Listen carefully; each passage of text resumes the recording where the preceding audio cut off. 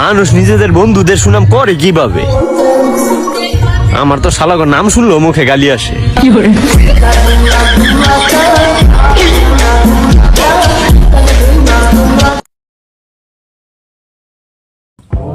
রাগ, অভিমান, ঘৃণা কিছুই নেই।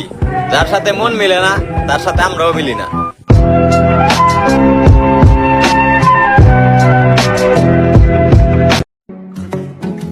খুদাই ভালো মানুষের অভিনয় করি আমি, আসলে আমি একটা বন্ড।